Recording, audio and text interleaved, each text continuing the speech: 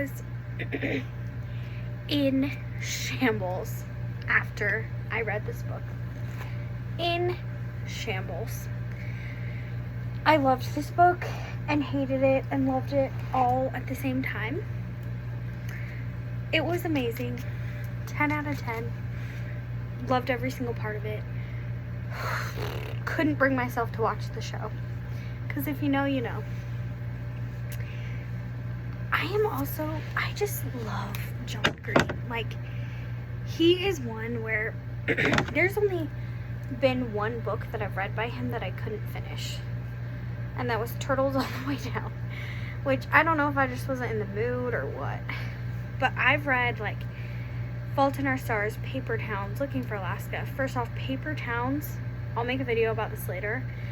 I'm going to do a video of, like, my top 10 favorite books of all time. Paper Towns is probably in that top 10. Anyways, Looking for Alaska is not in that top 10. However, it was still an amazing book. And if you've read it, let's chat. Let's chat. Put in the comments your thoughts, because I'm obsessed. That's another one where I was immersed in the story. I could picture everything. I loved it. Always wanted to go to a boarding school. Like, not, no, yeah, I'm gonna say not like military school. But I always wanted to go to a boarding school. I'm convinced they don't actually exist. Maybe if you're, like, hella rich. Shoot, I just turned that off. No, we're good. Because I love, like, obviously it gave me, like, what's that show? Zoe 101 vibes. Not this book, but I mean, like, going to a private school. And just, like, having free reign. I love reading books like that. Okay, number 6. One Day in December. That book, I love that book so much. However, the more time goes on, the more I hate it. Let me explain. I really do love it. Like, it's the cutest story. I was obsessed with it. Couldn't stop reading it. However, the more I think about it, and if I were to reread it today, I would probably hate it. I have a really hard time when something could have been solved with some simple communication. Which typically, I mean, that's a real problem in real life. However, when your entire story is based off of basically one miscommunication, shut up. Like, don't write a book. Okay, actually do, because I think everyone should, like, have creative freedom and write books and yada yada yada. Just know that I hate you. And it's chill. It's fine. But it also was so cute. The story was also so cute. I do just wish it would have gone a little differently. And again, if I were to read it today, I would probably not even finish it. But at the time, I was obsessed. I was obsessed. Okay, number 7, Blue is for Nightmares. This is another series by Laurie Schultz. So Blue is for Nightmares is the first one, and I have read all of them now. I don't think I read all of them in 2020. And Blue is for Nightmares is also one that I had read a couple years before, like probably more than a couple years. I think maybe I was also in high school. I actually can't remember. So this was my second time reading it. I loved it. Loved the story. It's a perfect book for October. It's one of those where I wish I could read it for the first time again. And it also is one of those where it had the perfect amount of spooky to romance. Also, I think some of these I haven't even explained what it's about, because I just assume everyone knows.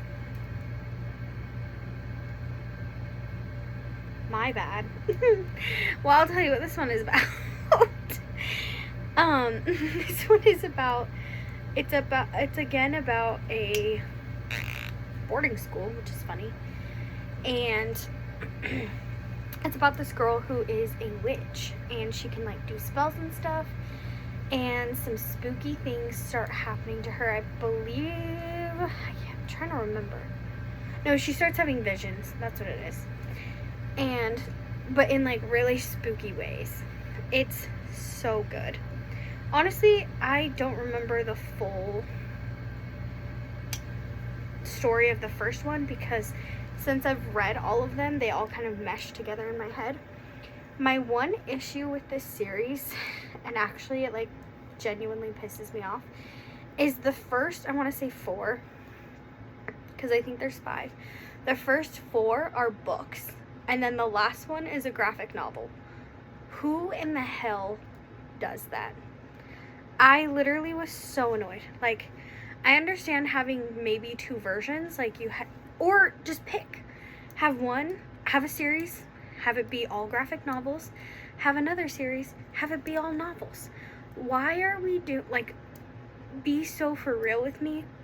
That was not, who told you that was a good idea? Because it wasn't, and I hate you. But I actually don't hate you, because I'm obsessed with your books, and I wish you would write more. But I'm genuine, I was so, and at first I was like, oh, they just changed the way they did their covers, because I'm an idiot and I don't really read on Amazon.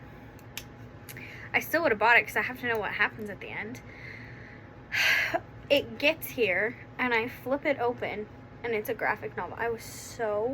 I'm not a graphic novel girly. I like to pretend I am, but I like to picture it in my head. I feel like for those people who can't picture things in their heads, 100%, I understand graphic novels, but for me, I like to picture it my own way. That's also why I hate authors like Stephen King who go into so much detail. I don't want that much detail.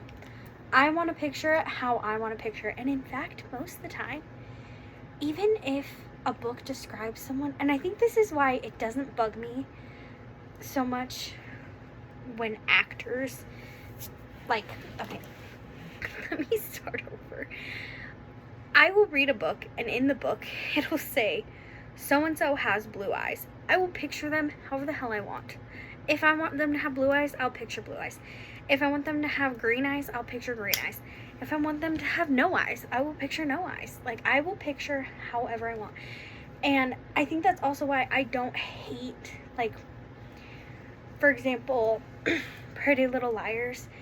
Emily was supposed to be blonde, and she's, definitely not blonde. She's got, brown hair, brown eyes. Don't care. Did not even care a little bit. Because I just picture them however I want to anyways. And in my head, no one's going to portray on the screen what I want to see. Well, I mean, what I do see. Because if I picture a certain actor, then I'll picture a certain actor. And, I don't know. It would be sick if I pictured someone and then that's what they picked. I would love that. But I'm just not going to, harp on it. Because I just don't like those details. If I'm reading a book and I see, a paragraph of the author describing what someone looks like, I will skip over that paragraph. I don't care. I'm gonna picture them. Same with outfits. If it's something distinct, she's in a dress and is part of the story, they're going to prom, but I will picture whatever prom dress I want. The book will be she's in a pink prom dress and I'm picturing a lime green one. I just don't care. Unless it pertains to the actual story, I don't care. I don't care. I'll sometimes pay attention more if I'm reading a mystery though. That way I can try to figure out who the killer is. But other than that, don't care. Anyways, that was a good book. Number 8, and this is surprising because I just told you how much I hate Stephen King. And I do. I hate Stephen King. I literally hate him. Well, okay, I'm being drama, but I strongly dislike Stephen King novels. And I've tried to read a lot of them, so don't come at me and have you even read them? Yes, I've tried very hard to be a Stephen King fan, actually. Anyways, this number 8 is a Stephen King book. It is called Elevation. This book was so good. It's a novel of 2 short stories, actually. And I loved it. And I actually listened to this book. And Stephen King himself narrated it. And I thoroughly enjoyed it. I thought it was really, really good. The first short story is about this guy who just starts getting lighter and lighter. And that's all I'm going to say because I don't want to ruin it. It was really good. The second story was also good. I was like, dang, the first story is so good. There's no way the second story is going to be good. I enjoyed it. I can't remember what the second one's about fully. I just remember it was about an alligator. But I would recommend this book, even though I don't like Stephen King. What you gonna do? Number 9. And I also can't remember, so I have not finished this series yet. I have read the first 2. However, I tried to read the 3rd one, and I just could not get it. The 9th one is A Good Girl's Guide to Murder. I loved the first one. It was so freaking good. Like, literally loved it. I read the second one, I think, in 2022. No. Actually, yeah, 2022. It was not as good as the first one. Did not enjoy it. But I just enjoyed the first one so much. And I loved the way it was like, part of it is her podcast, part of it is her talking. Like, I love books like that where it'll be like different type, like, so you're getting a whole picture, like you're getting it from her, then you're getting it from the podcast, then you're getting it from text messages. I love stuff like that. I love reading stuff like that. I could imagine it would probably be hard to listen to though, but that is one I physically read, so very much enjoyed it. Alrighty, let's see. Number 10. So this one's kind of weird because I watched the movie first, and then I was like, oh, I have to read that book. It is Simon versus the Homo Sapien Agenda, which I think the movie is just called Love, Simon. And I actually haven't seen the TV show, but I need to. I think the TV show's called Love, Simon, and I think then there's one called Love, Victor. I could be wrong. Please don't quote me on that. That book was about a teenage boy and his coming out story. Oh, also, I did not tell you what a Good Girl's Guide to Murder was about. It's about this girl who... It's about this girl who is creating a podcast for a school project trying to solve a murder of somebody who...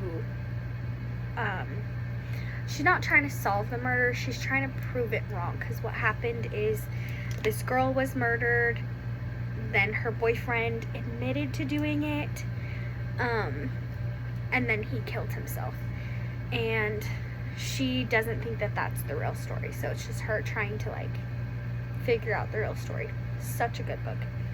Anyways, back to Simon versus the Homo Sapien Agenda. This book is about a teenage boy and his coming out story. And it was just genuinely, it was so good. I cried in the movie. I cried in the book. It is a series, and I haven't finished the series, so maybe I should. But I highly recommend it. It was so freaking good. And the movie has just such good actors in it too. I don't remember his name, but the guy who played Simon, I loved him. I thought he was amazing. And then his mom is played by, that was hot. His mom's played by Jennifer, what the freak is her name? Jennifer Gardner? She's in 13 going on 30. Anyways, she was amazing. I loved it. I don't remember the other actors. It's been so long since I watched that movie. But I highly recommend this book, and the movie. And to me, I don't remember there being that many differences. But again, like, I hate differences, like complete storyline differences. I don't remember there being any. There could be, and I just totally just don't remember. It's been so long though. But anyways, thank you for coming to my channel and checking this video out, and thank you for listening. That was my top 10 books of 2020. I did cheat a little because 3 of them were a series, but it is what it is. But yeah, make sure to like and subscribe, share this video with your friends. I'm trying to get famous here, you know, and I know these videos aren't edited well, but one day I will learn how to edit videos just for you guys. But until then, thanks for watching. Oh, and comment down below what your current reads are. I am currently reading a lot. I'm currently reading 1,000 Broken Pieces, which I'll probably be done, and I'll probably talk about it in my video next week. And then I haven't started yet, but my book club, which consists of me and just one of my friends, we're currently reading Wicked.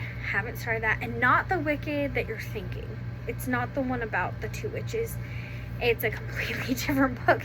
Anyways, and then I am also reading, let's see, I'm listening to the something of June something.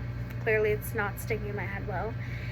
And oh, I'm reading Thorn of Glass, if I can find that book. I left it at my mother-in-law's house and I keep forgetting to get it. And then I started specifically for Halloween, I started an R.L. Stine book. It's a Fear Street book. I read the first one, so I started the second one. I'll let you know how it goes. Anyways, comment down below what you're reading. And thank you. Bye.